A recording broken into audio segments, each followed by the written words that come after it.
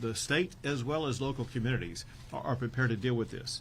Moments ago, we just concluded a phone call with leaders from locations across the entire state of Texas to make sure that at the local level, all of these leaders are going to have access to anything they need from the state of Texas to assist them in dealing with this harsh weather that's coming in. One good thing about the weather this particular time, and that is we do not expect very much precipitation, whether it be snow or ice or anything like that, that will complicate roadways or living conditions. There could be some in the northern part of the state for a day or two at most, but for the most part, we should have sunshine through most of this cold weather episode. One thing that we do know, and that is with the ultra cold temperature for several days, there are many people in the state of Texas that are wondering about or may be concerned about the power grid.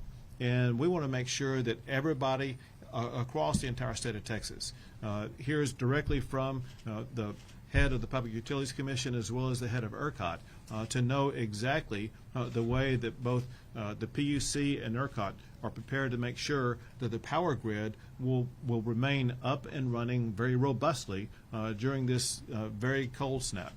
And in that regard, I will turn matters over to the chair of the Public Utilities Commission at this time to tell you more about what they have done and will be doing to make sure that the power stays on. Thank you, Governor.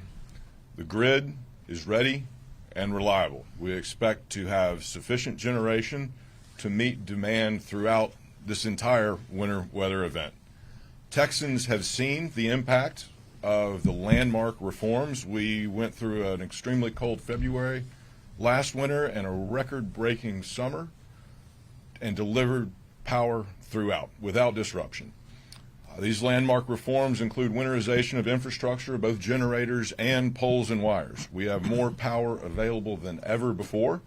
We've got more backup fuel, and we've mapped the critical interactions between the natural gas system and our power generators. We will call on our industrial demand response before we ask homes to conserve power, and we will continue the consistent communication between our partner agencies, including the Railroad Commission, TxDOT, and of course ERCOT.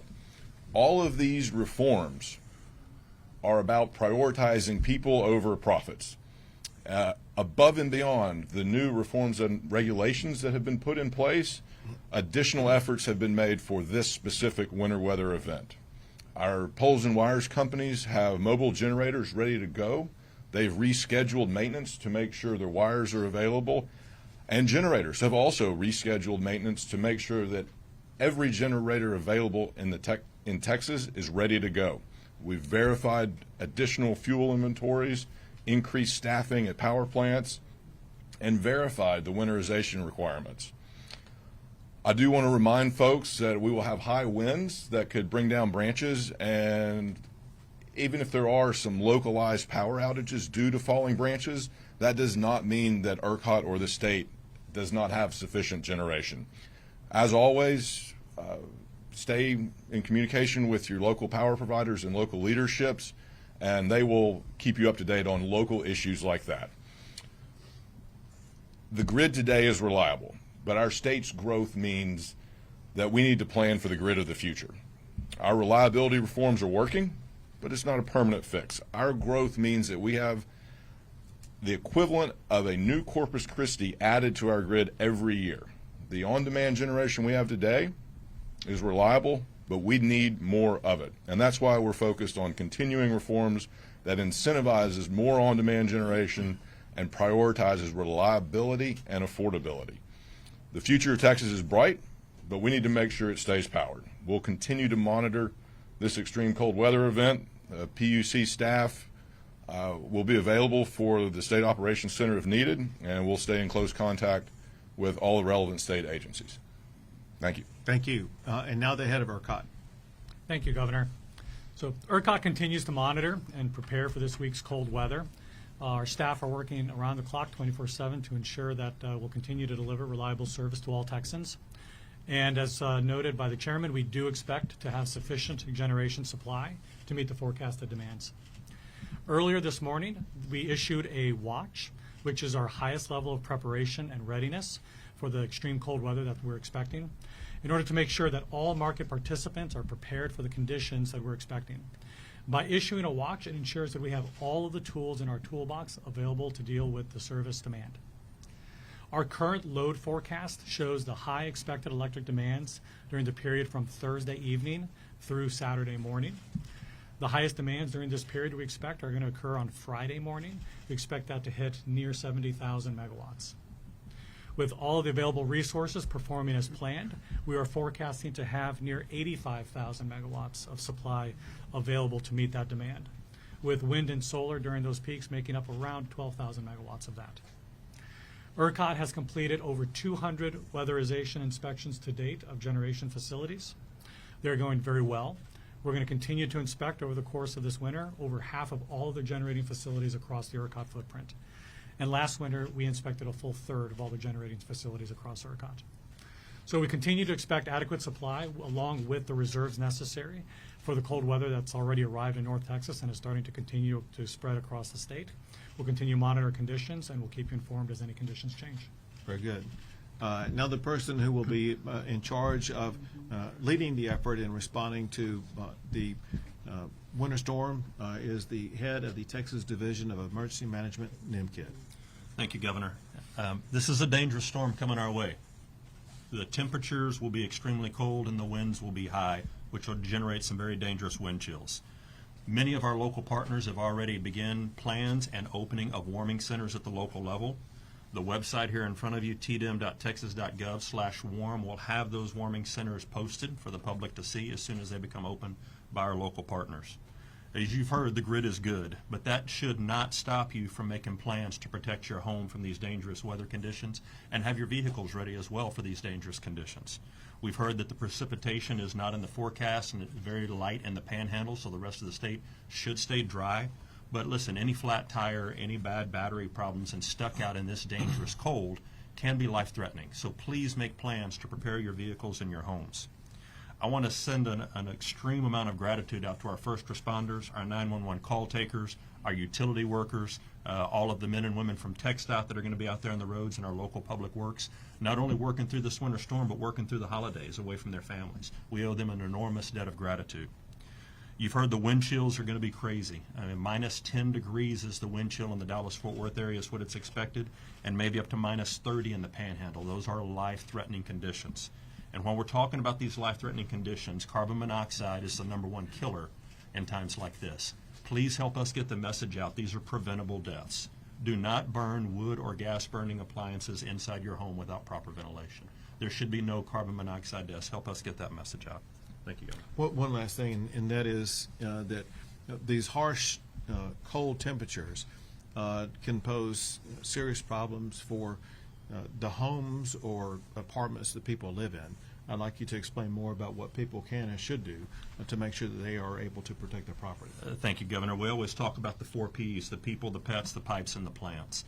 If you have the ability now to go out and continue, and I was out yesterday and I saw this preparing my home, going out and buying all of the insulating supplies for your outdoor faucets. Let's take the time to do that today.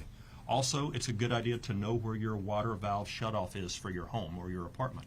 If you can go pre-plan that today and know where it is, if the temperatures do get so cold that your uninsulated pipes on your home or apartment or house are broken, you're going to want to know where to go turn that off. So take time to plan that now.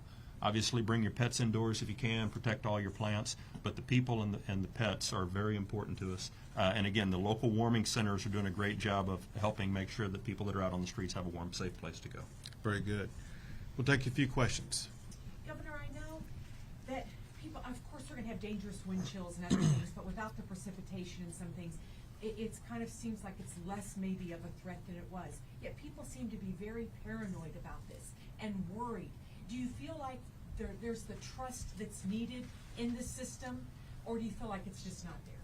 Well, I think trust has to be earned, and we earned that trust in part by going through this past summer with 11 new all-time records for power demand and being able to meet that power demand with ease. I think trust will be earned over the next few days as people see that we have ultra cold temperatures, and the grid is going to be able to perform with ease. And so trust has to be earned back over a period of time. And I think that we will show that we can earn that trust.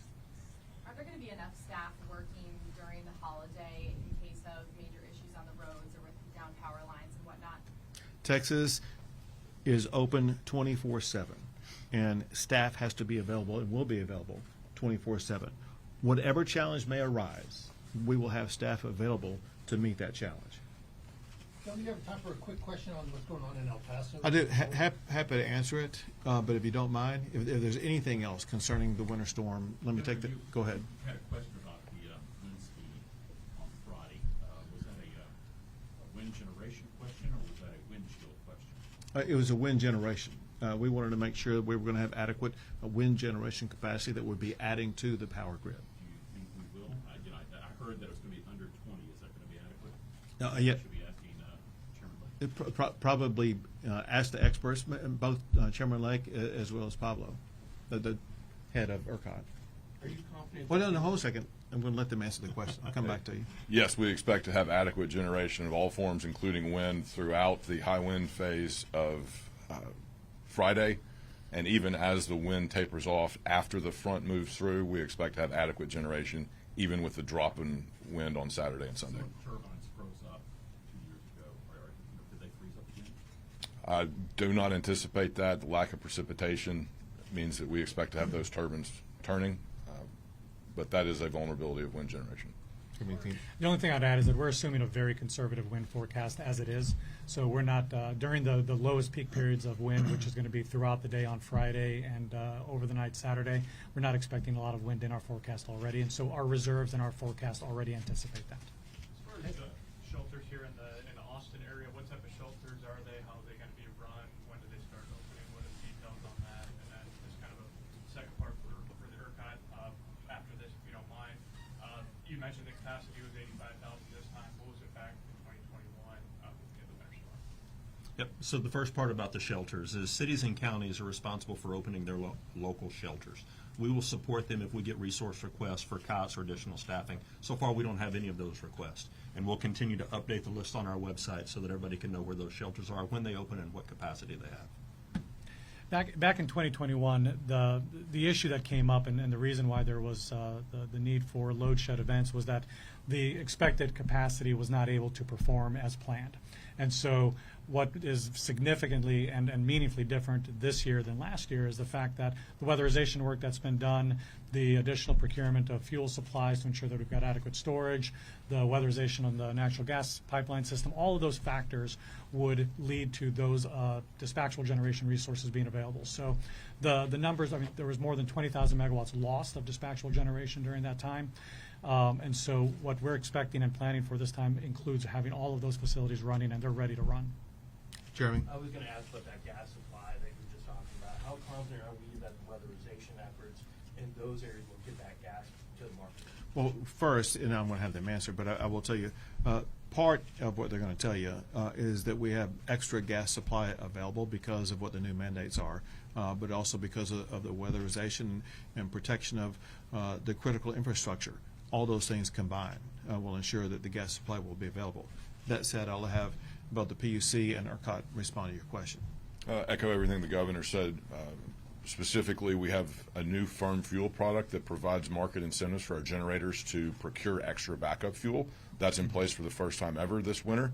In addition, we now have better critical infrastructure designations on processing plants and compressor pumps for gas station or gas facilities, so that the problem experienced in 2021 of losing pressure in the lines because of loss of electricity that led to power plants losing gas won't occur. This has all been designated critical. It won't lose electricity, and so the gas will continue to flow. And finally, we're working through TURC to have and maintain better communication with the Railroad Commission and both the power generation and natural gas industry than we've ever had before.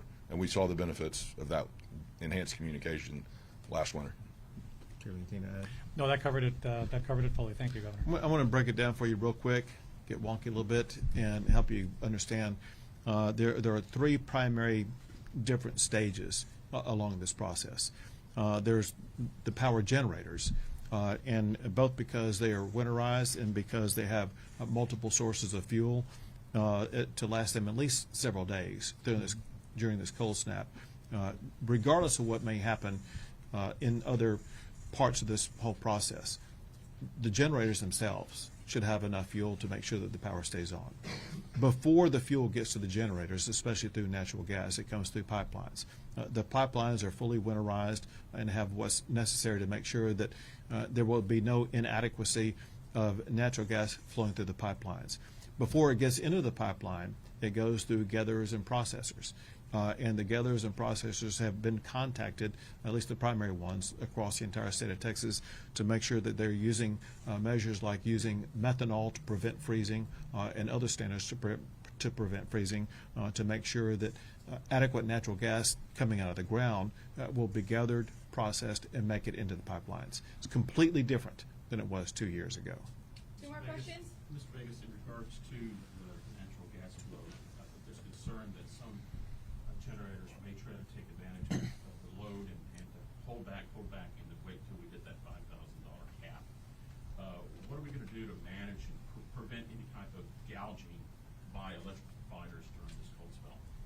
Yeah, we're operating the system and expect through the practices that have been set up over the last winter to have good faith practices executed across the industry. We're not expecting any kind of gouging or anything along those lines.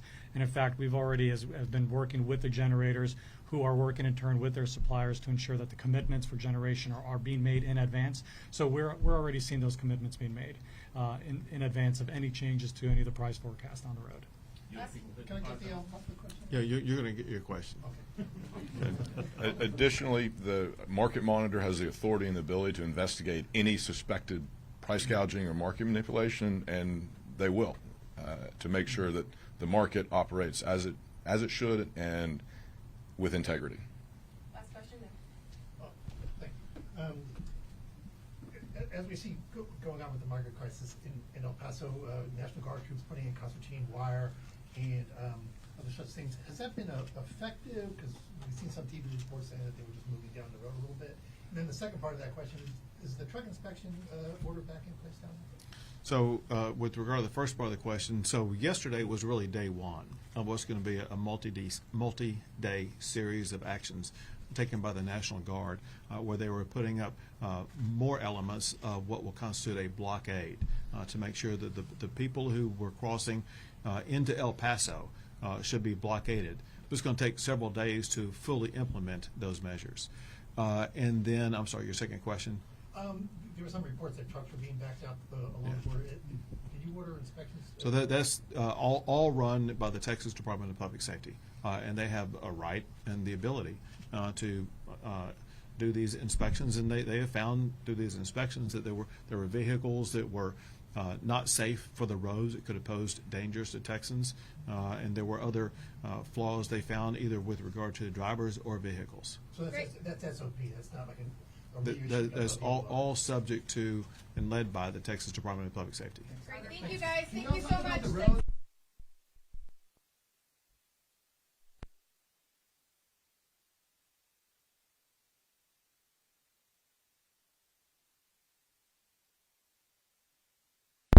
Regard to the roads, there will be